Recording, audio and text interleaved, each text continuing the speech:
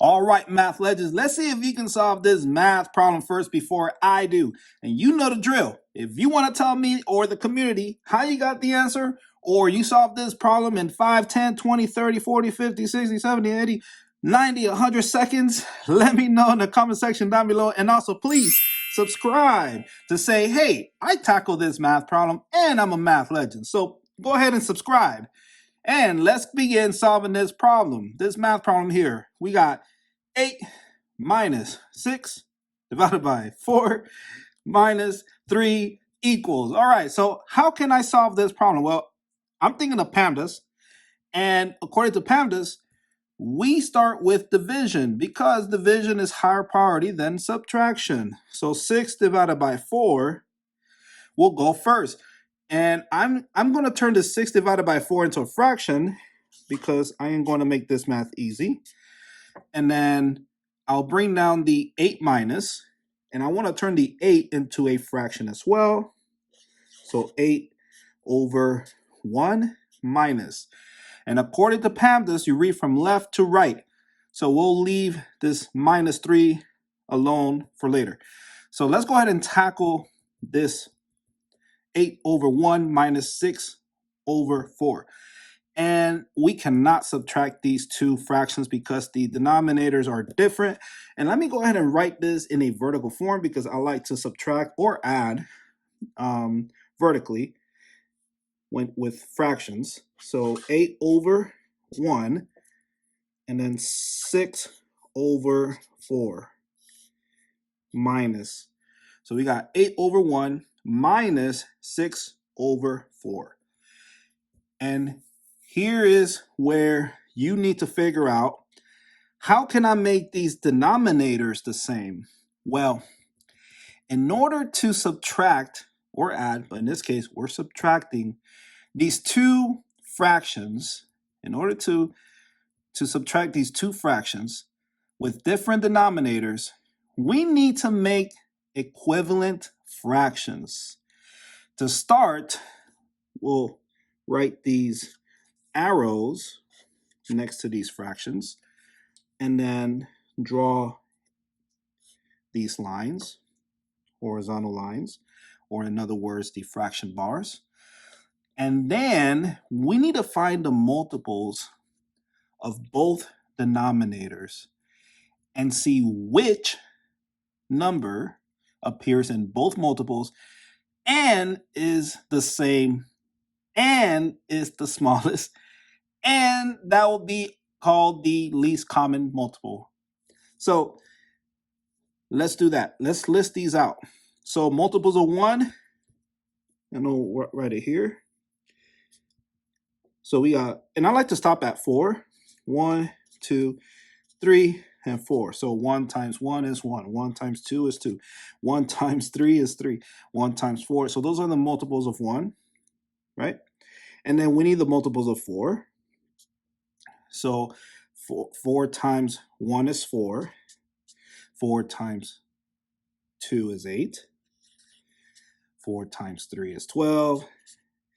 And we can stop there because look, I see a 4 here and a 4 there. And so, and they're the least or the smallest number. So 4 will be our least common multiple. So that will be the denominator for the equivalent fraction. So I'll go ahead and write that here, 4 and 4. And I'll circle these so then you can see that. So the least common multiple is 4. See? And now we have equivalent fractions. Well, we're not done yet, but we made the denominators the same. Next, we'll multiply the original denominator. So looking at this one, we have two fractions. So let's look at this fraction, 6 over 4.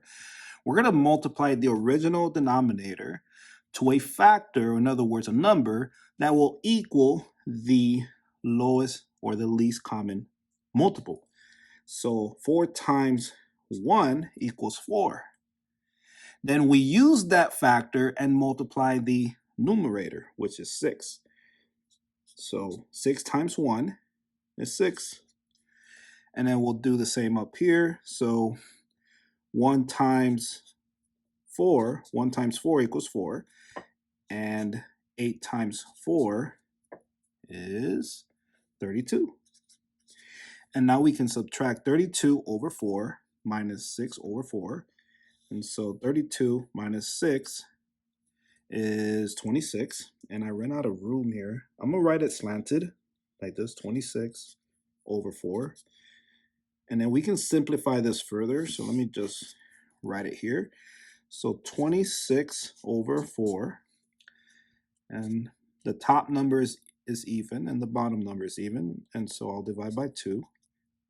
So 26 divided by 2 is 13. And 4 divided by 2 is 2. So now we're going to subtract 13 over 2 minus, and we'll turn that into a fraction, 3 over 1. And so we have this space here. Let me just do that. So 13 over 2 minus 3 over 1. And so mentally, you know that the multiples of 1, you can stop at 1, 2, you can stop at 3, or you can stop at 2. 1 and 2. And then multiples of 2, 2, 4, you can stop at 2. And so you know that 2 will be your least common multiple because that is the number that appear in both, right, denominators, or both multiples of 2 and 1. And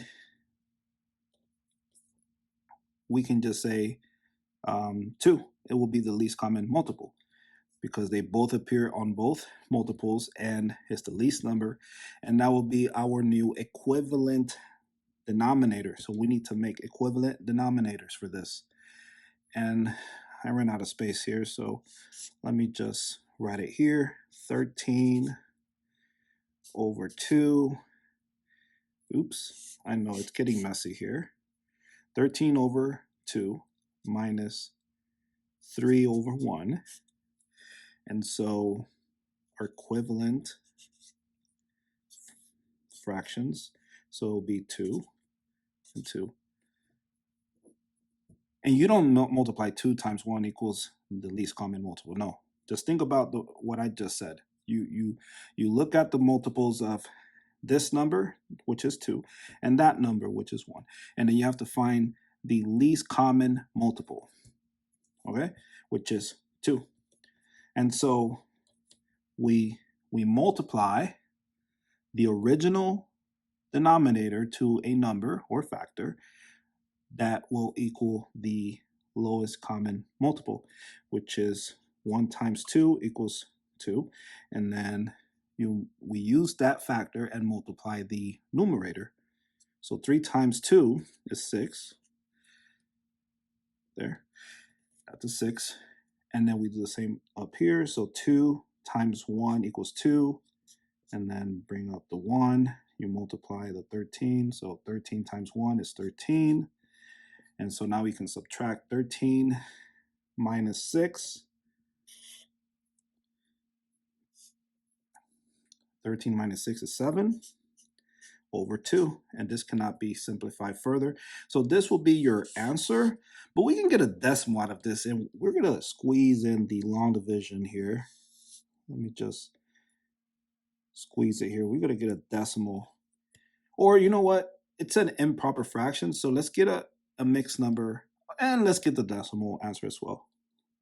So 7 will be the dividend, and the 2 will be the divisor. So how many times can 2 fit into 7? 3 times. And 3 times 2 is 6. And 7 minus 6 is 1. So our mixed number answer can be, it will be 3. And then 1 is the remainder, 1 over, and then the denominator, 2. So your answer in a mixed number form is 3, 1 over 2, or you can just say 3.5. So 3.5 is your decimal answer. Know that 1 over 2 is 0.5. So we have 3 over 3, 1 over 2, or 3.5 as your answer. And there you go.